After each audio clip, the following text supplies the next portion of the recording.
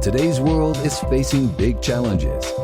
Using technology to make our communities smarter, safer, more efficient, equitable, and sustainable is no easy task. And for the pioneering visionaries that have taken on this challenge, we salute you. Welcome to Conversations with Smart City Pioneers, where we sit down with the best and brightest minds from around the globe, sharing how they're leading the smart city digital transformation revolution.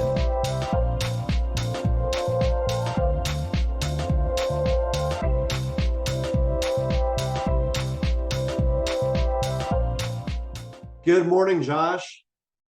Hey, Herb, how's it going? It is going great. Thank you so much for joining us for another episode of Conversations with Smart City Pioneers. With me today, Josh Utterback, who is the Economic Development Program Manager and the Smart City Team Lead for Scottsdale, Arizona. It's great to have you on the show, Josh.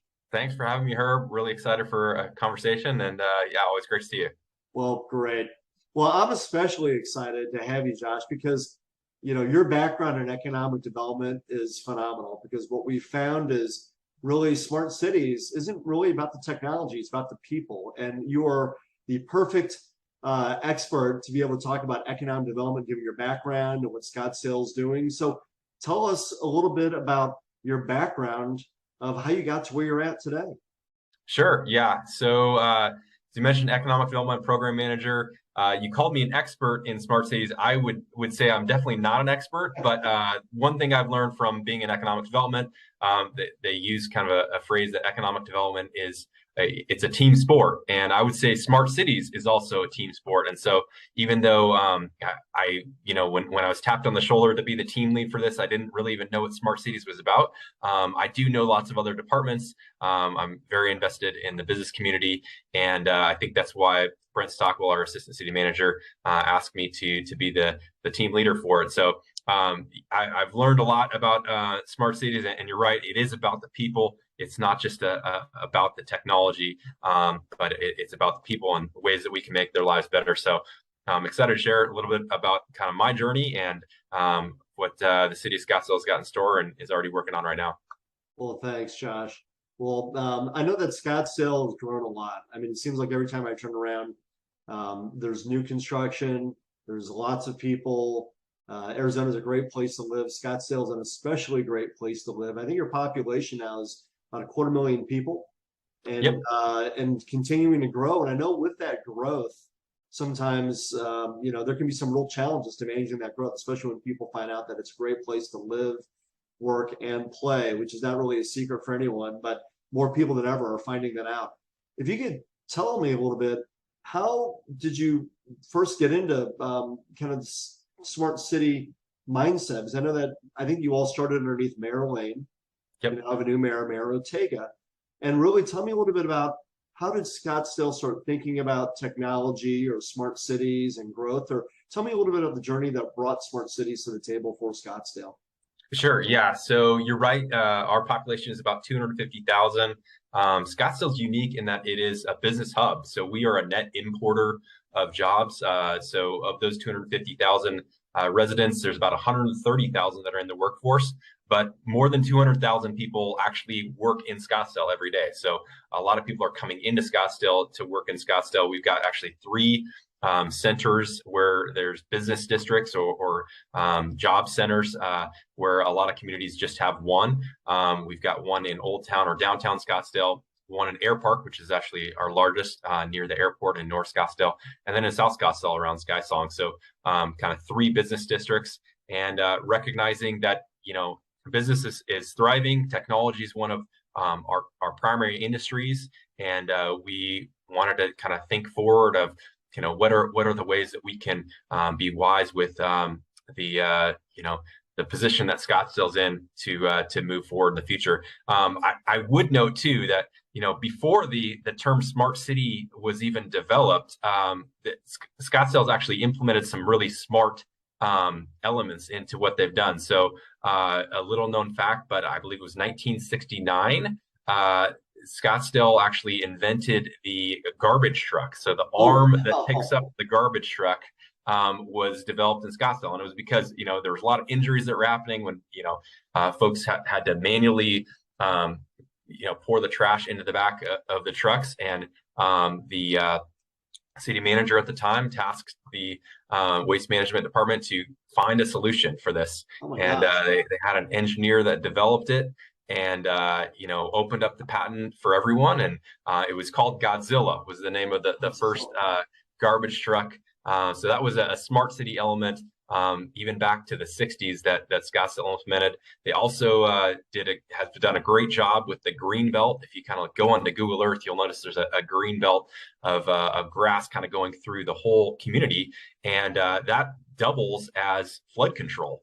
And so they utilized this kind of whole area in the middle of the city to mitigate floods that we often have during the monsoon season, but also open it up as a park and kind of a place to make it livable. And one other, a third kind of smart city type of thing that Scottsdale was, I think, ahead of the curve on is just buying up land for preserve. So 1/3 of all of Scottsdale is actually never going to be developed. So a 30,000 acres worth of property is actually a McDowell Sonoran Preserve. So it's the largest nature park in the nation, and it will never be developed on. It's full of trails and hiking amenities, and it's just open for the nature, and part of what makes Scottsdale unique and a great quality of life here. So we were kind of thinking ahead on the smart city elements before it was a thing, but yeah, Mayor Lane was on board and support. Really, I've got to give hats off to Brad Hardick, our former CIO, and Brent Stockwell, our current assistant city manager, for really kind of coming up with the idea of let's really pursue this. In about 2018, they talked to some folks at the city of Mesa and elsewhere who had already started their smart city plans or smart city roadmaps, and said, you know what, let's pursue this. That's when I was kind of tapped on the shoulder in the summer of 2019 with the blessing from city management and the mayor. And we went out and sought some guidance. And thankfully, we were able to find Pioneer Partners, formerly Think Big Partners, in Herb and Sarah. And that was the start of it. So summer of 2019 was really kind of the kickoff for what is our smart city effort going to look like. So I also want to mention that we decided to make it a smart city strategic roadmap instead of a plan. That was very intentional on Brent and Brad's part, and I'm glad they did it. And it's a roadmap instead of a plan, because we don't want it to be prescriptive. We don't want it to be the plan like this is exactly where you have to go. But we want it to be more of a roadmap, like here's an idea of things to pursue. Here's what's important to the community. Here are your assets.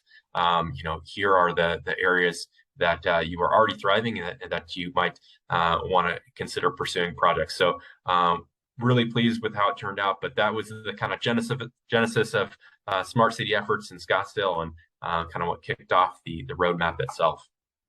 Well, the roadmap, we found it to be a much better aid, because you're constantly triangulating to where you're at to figure out where you're going. In a vacuum, it works perfectly, but running a city is anything but running anything in a vacuum. You've got environmental conditions, people, the economy, you've got public safety concerns, throw in there for good measure a pandemic, right? Why not? Yeah. So let's talk a little bit about some of the aspects of the roadmap. And I know, especially coming out of the pandemic, digital transformation and smart cities are sometimes thought to be synonymous, and especially in an era where cities had to virtualize overnight. And for those cities that were already thinking a lot like Scottsdale, you already had a plan that had been developed in each one, mind. But talk to us a little bit about that roadmap. How did you all react to the pandemic, and did that affect some of the smart city mentality? Did that bring people on board more? Did it make believers? Did it, create new challenges? Tell us a little bit about how that affected your smart city efforts with that COVID mixed in. Sure. Yeah. I think the pandemic in general has taught people that, technology can make things more efficient, and, businesses, especially the necessity to work from home, and how, employees still can get their jobs done, and it still can be efficient. But our roadmap specifically, thankfully, we started it in summer 2019, and we really wanted to engage the community. So we had several meetings set up with community members and stakeholders, two different events where we had 50 plus people in attendance, one of which we actually had roundtables and discussions and really good conversation about what is important to the city, what we should be pursuing, and some topics around smart cities. That last one was done, I believe, in February of 2020. So right before the pandemic hit, and those in-person events wouldn't have been possible. So thankfully, we were able to get that in. We were also able to get in meetings with the business community in person. And I think that was really valuable to have that input. Now, what came out of that, I think all of the input and the data that came out of that is still valid. It's still what the community wanted, and it still expressed kind of their desires for what Scottsdale is going to look like. The pandemic and COVID hitting when it did, honestly, it did slow down kind of our implementation a little bit of some of the smart city projects that we wanted to pursue, because that had happened, March of 2020, right as we're trying to wrap up the roadmap, and we wanted to get it adopted by council, but we weren't going to push that to the front of the council agenda when all this, pandemic relief and everything else is going on. So it ended up getting adopted in 2021, spring of 2021. But so it did kind of delay the start of it. But in some ways, I think it was the process of going through the roadmap was helpful, because it just showed the community, one, that we care, we want their input. And then it also showed the residents and community that, but it also showed the business community that. And with COVID, being in economic development, when COVID happened, our efforts really all went to business retention and supporting the businesses that were most impacted by what was going on. And having just gone through the roadmap process, they knew that we were already wanting to reach out with them and engage in conversation. So I think going through this Smart City Strategic Roadmap was kind of it just showed that we cared about the community even before a tragedy like COVID-19 and pandemic happened that affected so many. So I think it affected the implementation, but as far as the overall goals, I think they're the same. And I think it did overall, it provided kind of a lens for the importance of using technology wisely to improve the quality of life for everyone. So if anything, I think it emphasized the importance of having smart city elements in place. So, well, there's a lot of wisdom that is woven into what you just said. And I'm going to try to extract a couple of key points out. And what I'd ask is, think about lessons learned. I know that one of the things that we try and explain to folks is that technology is a tool, and sometimes a tool is used well and things work really well, and sometimes it's not used so well. But there's some elements to using the tool. You got to have a good workbench. You have to have the right tools. We're going to use that metaphor here, but a couple of things I heard you say, Josh, and tell me if these are some of the lessons that we could take away. One of them was getting the input of folks that are going to be affected the most by the technology. I know that there have been some projects in some cities, particularly there's one in Canada that I'm thinking of, to where I think the citizens didn't really feel engaged is one word, but maybe even informed into what was going on. So that's one thing I'm hearing you say. So it sounds like the folks in Scottsdale, you all did a lot of great efforts to be able to inform them and keep them in the loop in an ongoing basis. Is that a fair statement? Yeah, absolutely. Citizen engagement and even publicizing what you're doing is really, really important, especially when it comes to elements of privacy. What came out of this too, shortly after the roadmap, one of the first efforts that we had was a digital privacy AR administrative regulation that was implemented. with our new CIO, Bianca Lochner, and that's just to show the citizens that we care about the use of your data. We want it to be we want to be transparent with how we're using it. We want to make sure that when we can, we're keeping it anonymous, and that it's open to the public as much as possible as well. So yeah, definitely. And as far as kind of getting the word out, so just providing opportunities for citizens to engage, like we did throughout the roadmap, multiple times citizens could get involved. But we also, contacted the media. We had multiple stories that were run about the roadmap being produced and opportunities for citizen input. There was a place on our scottsdaleez.gov where citizens could provide input and messages about their thoughts on it as well. So providing multiple opportunities for citizens to get involved and to hear about the process, I think, is really important. And it allows you to, preemptively address any concerns that they might have. Much rather, address those on the front end than allow them to snowball into something that was really unnecessary. Sure, no, that makes a lot of sense. Thank you. The that input, especially what we found to be that what we'll call bilateral exchange of two people talking, having conversation, is really important. Did you notice, again, when the citizens were getting involved, the residents, the businesses, whoever they may be, that's really important for the leaders to hear in the voice of their constituency, in their own words, the things they care about, the things that they're concerned about, how they would use the technology, how they would benefit, or things that maybe they don't understand at all, but educating. Did that do anything to the leadership? How did leadership respond in both listening to the audience, but also, did you have support for the projects, and how important was something like that? Yeah, we did have support from Mayor Lane, from the council, and I think part of the reason we had support too was because we're engaging the citizens. Our council is very involved with their community, and they listen to their constituents. And so the fact that we did have multiple opportunities for the citizens and residents and business owners to weigh in and participate in this was very helpful. And so that gave even more reason for buy-in from the council and from the mayor.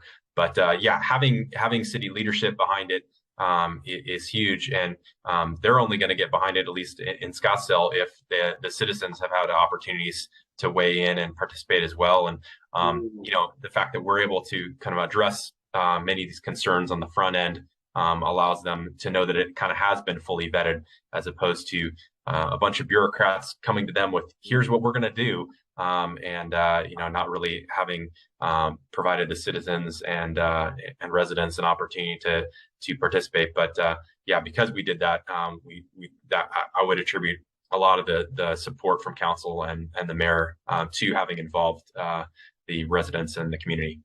Great, thank you for that. And I have to congratulate you. I'm looking at some notes here. Scottsdale is one of the winners of the 2022 Smart City Readiness Challenge winner, right? I mean, that's a kind of a big deal. Smart Cities Council, great organization, doing great work, and to be able to win that is kind of a big deal. So tell me a little bit about that award, and are there areas that award really took a look at, and some projects that it was especially tuned into? Yeah, thank you very much. So you have to apply for it. We applied for it, and so we're a 2022 Readiness Challenge winner from Smart Cities Council. Philip Bain is the leader for that. Connie Heath does great as well, and they've been fantastic to work with. We sought that out because we kind of felt like it was the next step after our strategic roadmap is to let's get some more guidance, and some of the benefits from it is the ability to network with and see the other projects that are going on throughout the country and actually throughout the world, because it's an international organization. So past Readiness Challenge winners have they kind of created a portal with ongoing and past projects that you can check out and see and learn from best practices from. But they've also hosted another workshop. So we continued that citizen and resident engagement. They came out here in April. We held a workshop at Scottsdale Stadium. More than 100 folks came out for that. The good thing about that one too is it brought in folks from the private sector too, that Smart Cities Council has relationships with. So some of the larger technology firms were there as well, but also provide an opportunity for us to invite citizens.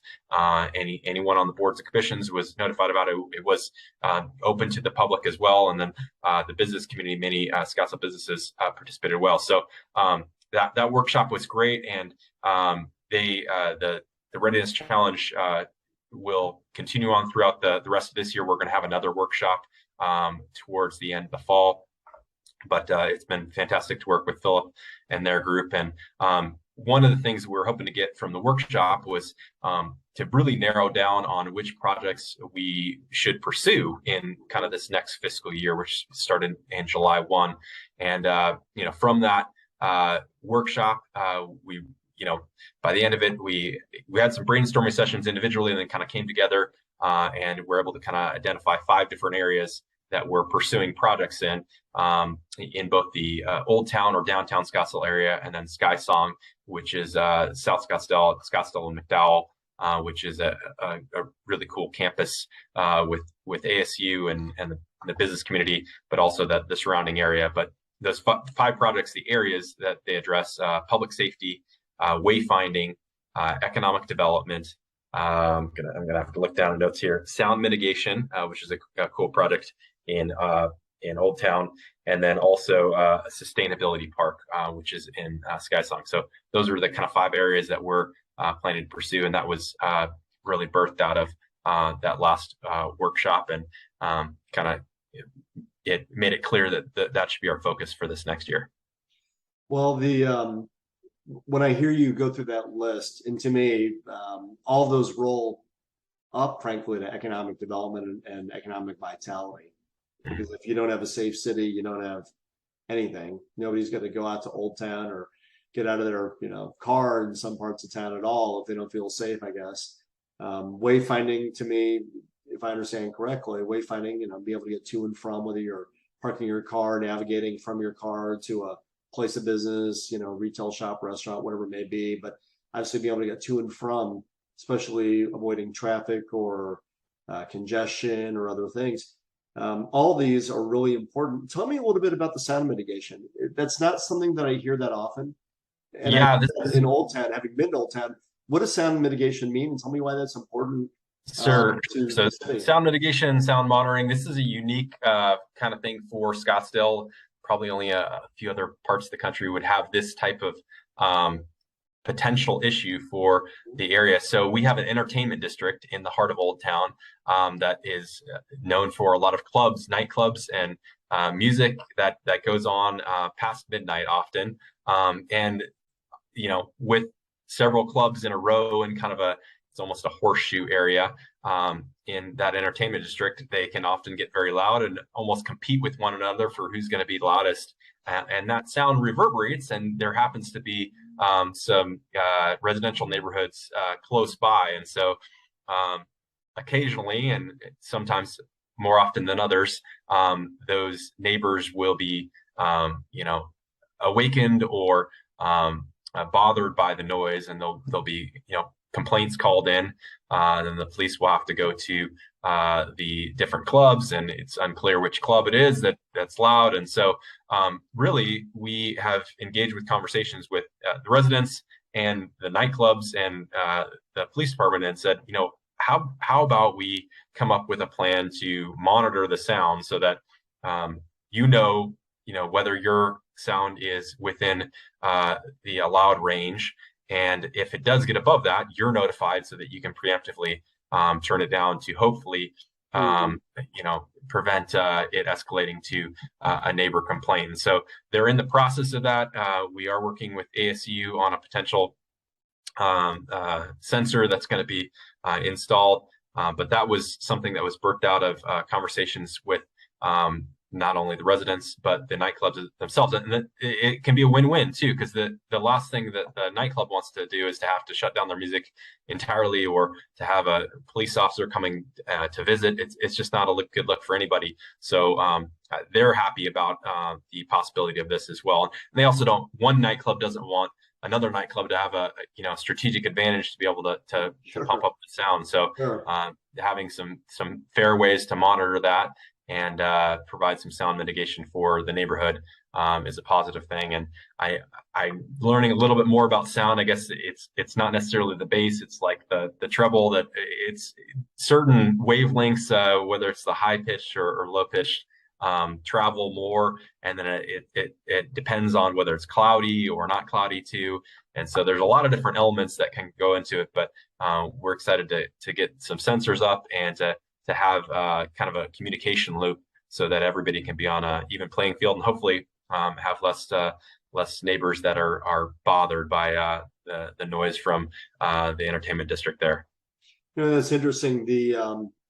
The acoustical sensors these days can do so many different things, and a lot of people immediately think about gunshot detection, and certainly that's a technology that's out there, and it's a very specific use case for an acoustical sensor. And one of the ones that I don't hear very often, to your point, is the monitoring of the level of noise. And to get two competing bars, especially if it's late at night in a residential district, that sounds pretty awful. But these multi-sensor nodes are important, and I love the fact that you're turning to, once again, back to the late 60s when the trash truck was was the byproduct of a need and innovation, drew it out, that you're turning to your academic community and your partners in and around the community that understand it to potentially produce technology that you all are going to use. And it's great because you can use it, test it, presumably modify it, and then deploy it. And then all of a sudden you've got another thing that is helping make your city a safer, happier, more productive, vibrant place to live. So that's exciting. Yeah, absolutely. On the sustainability side, I know that obviously Scottsdale's known. I'm looking at the picture in the background that you have even for today. And sustainability, it seems like that's a buzzword from the past where people understand it more than ever before. Tell us a little bit about smart cities and sustainability as we're wrapping up. And I'm going to ask you about some lessons learned and some other key insights here. But tell me a little bit of sustainability, because we're sitting here, in September of 2022. The Infrastructure Investment Jobs Act has got all this money that's coming from the federal government. It seems like it's flowing to cities to be able to do things to protect the environment. No notice of funding came out yesterday, but Scottsdale's been very attuned to the environment, just like that Greenbelt, for a long time. So I think you've got to have some great thoughts here. Yeah, sustainability and smart cities go hand in hand for sure. And in fact, we just had a smart cities team meeting earlier this week, and our new sustainability director for the city of Scottsdale was on. And, she was also sharing how they really do work hand in hand. And the Greenbelt is a great example of that. The fact that we do have 1/3 of all of Scottsdale as the nature preserve with Scottsdale McDowell Mountain Preserve is huge. But yeah, we've intentionally brought on more partners and more departments that have kind of a sustainability focus onto our smart city team. So that was kind of another takeaway. You asked for lesson learned too. One lesson that we learned in going through the strategic roadmap is that we do need a good core team, smart city team. And so, after the roadmap was finished, we expanded it. We added Kevin Rose from Water Resources. We've got Michael Karen from our police department. I'm not gonna be able to list all of them, but we got folks from planning, from traffic, from IT. So it's not just technology and economic development in the city manager's office, but now we've got more than 10 folks that are on our smart city team. But yeah, I think sustainability is important. For cities' longevity, and that's certainly important with Scottsdale. That being one of the focuses for our next fiscal year too is a kind of sustainability park at Skysong, which is in South Scottsdale. We've got a pocket park, and we're looking at ways to highlight sustainability within that park, not only implementing into the park itself, but kind of allowing it to be a way to get the word out about some of the cool sustainability efforts, whether it's leak detection that we've got throughout the city for a lot of our water resources department that's being implemented throughout the city, and then also really cool sensors within our parks that when there is rain, that they'll automatically be able to turn off the sprinkler systems, and some of that has already been implemented, and saving gallons and gallons of water, especially during monsoons, during summer. And I know that was something that was just publicized about how many thousands of gallons that we saved during this last summer of monsoons because of our sensors on that. So kudos to Water Resources Department. But yeah, sustainability and smart cities certainly works hand in hand. Excited to have Lisa McNeely on board as our director, and looking forward to ways to integrate that into kind of all that we do. Well, the ability to recognize that water is a very precious resource. We're not making any more of it, and be able to make sure that we can manage it. Technology certainly is a great tool to be able to your point, detecting leaks and communities. I know some of the communities in Arizona never thought they'd really have water issues, even though you're in a desert or semi-arid area. But even the Colorado River and some of the other main sources of water for some of the folks in Maricopa County, I mean, have really been compromised here. And you look at Lake Mead, the levels are lower and lower and lower. So I know that upstream from you all, water shortage has really been dire, and it's been very obvious. So I applaud you all's efforts. Scottsdale, again, is a leader. Josh, as we wrap up here, are there any things that you would say, for any city, group, or initiative that's really embarking? Are there any other pointers you'd give, or any thoughts? I mean, tell us a little bit about that. And then the last question I'll ask is a little bit of how do you think about smart cities in the future? Any additional takeaways or lessons for cities that are embarking on their digital transformation or smart city efforts? Sure. Yeah. One thing that I think has been vital for the success of our smart city efforts and why it's continued to move forward after a roadmap. The goal wasn't just to get a roadmap or a plan, but it's actually to pursue some projects, and we are. And I think the reason that that's happening is we have support from city management. So that is something I would encourage any city that is interested in this. You have to get city management behind it. So our assistant city manager has been our executive champion from day one on this. And with that, we've had support of city manager Jim Thompson, and then the mayor and council as well. But without support from city management, you can have the greatest ideas and even some citizens and businesses that might want to pursue them. But if the city management and leadership is not behind it, it's not going to happen. So that would certainly be a piece of advice I would have. And then, expand your team too. I think it can always start with one or two people, but expanding the team has been super helpful. We wouldn't be able to pursue, these 5 projects if I had to be the main team lead for each of them. But expand the team lead, involve a number of departments, budgeting, procurement, purchasing, any department that you think might have anything involved in the pipeline of a project. Try to get somebody involved so that they can be a champion for it as well. That would be a piece of advice that I provide to any city pursuing this. And then also lean on some experts. I think we would not have been able to proceed the way we did if we didn't engage with Pioneer Partners and getting some guidance from them. So find some funding to go out there and engage some experts to help you creating, whether that's a plan or a roadmap or a vision for what your smart city efforts are going to look like. But leaning on experts is always a positive thing. Well, thanks, Josh. One thing I'll add, just having worked with you all, collaboration, it becomes a really interesting concept when people realize they may have started thinking that one department really doesn't have a whole lot to say to another department about certain projects, and then you start realizing that everything is interconnected.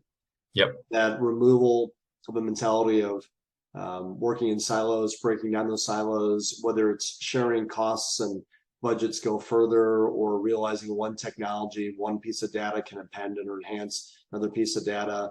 And next thing you know, you're unlocking additional value. That's one thing I've seen firsthand with the city of Scottsdale. You're not only extremely legitimately collaborative within the city, you're also collaborative as a region, and that is also really important. Collaboration among partners, understanding that you're all operating from a similar playbook and mindset, because you can get more done together. And it really is. Absolutely. And I was actually going to mention that in kind of what's next for smart cities. Yeah, let's go there. That's good. Yeah, I think more collaboration regionally. And I think Scottsdale has begun to do that. We've got what's called the Connective, which is kind of the smart region for the greater Phoenix area. So hats off to Ben Williams, who's leading that along with Dean Duncan. And there's really kind of 22 communities or so in the Maricopa County area and greater Phoenix that work together. And so we have monthly meetings for the Connective, monthly or at least quarterly meetings with the Connective to kind of collaborate and discuss what are we working on, what are we pursuing, and which elements might be able to cross over boundaries, because many smart city efforts and even businesses, it doesn't matter whether they're in Scottsdale or Tempe or Phoenix. They just want to operate and they want to succeed. And so why wouldn't it make sense to have some of these efforts cross over those boundaries as well? So working together and talking about what you're working on, and a lot of times it can speed the process of getting things through council as well. If another community has already adopted something, you're able to kind of piggyback on what they've already done, and maybe be able to let it go, and spread out throughout the whole region. Well, I would agree with you. I think Maricopa County and some of the cities, and you all are a leader within the county. There's a lot of lessons learned, and I think people are paying attention, and that's why I think you have part of the population growth that you guys do too. So good news, bad news, but you all are doing great work. Josh, thank you so much for being on today's show. I know that the work that you and your team and the city, the council members, really everyone has done a great job, and the Connective is lucky to have you all, and you're lucky to have the Connective. But really, it's obvious that you all have been a leader in the smart city space for quite some time, and we applaud your efforts. We're excited to continue to watch you all do great things. Thank you, Gary. Appreciate the time, and excited to see what's going to happen next. And the future is very bright for Scottsdale, and appreciate time today. Well, great.